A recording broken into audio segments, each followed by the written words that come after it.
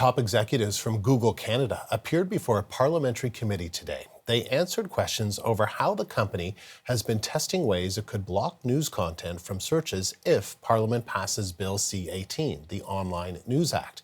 And they faced some tough questions from MPs. I know from my constituents regularly, they tell me how important it is for them to have access to good local news and news coverage. 1.2 million Canadians were shut out, 4% of the population that use Google. And you never told people you're blocking them out. You can call it a number of different things, but that's not how we perceive it. And that's not how consumers will perceive it. Sarah Galashan was listening in and joins me now for more. So Sarah, sounds like things got a little heated. Yeah, they did. It was a 2-hour session here.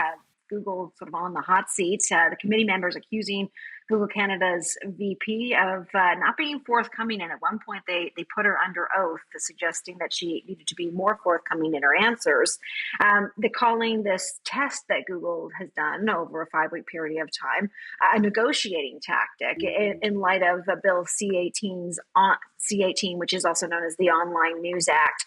And it would require entities like Google or Facebook to negotiate fees with media news content providers like CBC and others in order to be able to push or provide those users with links to content that is free to the user. As it is right now, you can go online, you go into the search bar, we've all done it, you search the story, and a number of news links would pop up.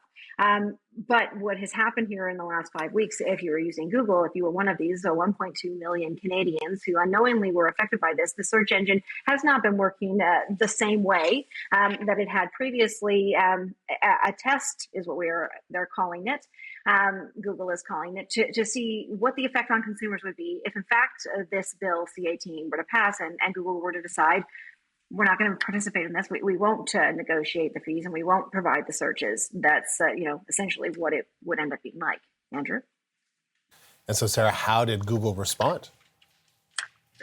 No surprise that Google takes issue with the C-18. That's been well established. And in fact, it was even came up in the hearing committee meetings that there have been top Google execs very recently in Ottawa lobbying against C-18, citing their concerns that this doesn't, they say, in fact, protect journalism, that Google, in fact, already does provide value to the content providers in the form of free traffic, which can then be monetized either through paywalls or ads. But those same top executives, the CEO specifically, the president of global affairs, and the VP of news for Google, for the entire organization, refused to testify despite having been summoned to do so. So instead, we heard from the VP for Google Canada, Sabrina Jeremiah, who said that this is normal business practice when there's going to be some kind of a hurdle to the business, that they want to do a test and that 4% is not a large number and that this was a limited test. But here she is in her own words. Canadians should be concerned about the potential negative impacts on how they find and share news online. As the bill has worsened each step of the process, we've had to consider what product changes it may require, and potential product changes need to be tested. She insists that this did not affect Canadians' ability to access news. They could still do so, watching broadcasts, accessing an app, going online and going directly to the news agency's website. As I say, she was criticized for not being forthcoming. One thing, though, that was confirmed is that this was a 5-week test, and it is confirmed that this Google test curtailing the ability to search news stories, that's going to end on March 16th. Andrew? Sarah, thank you. The CBC's Sarah Galashan.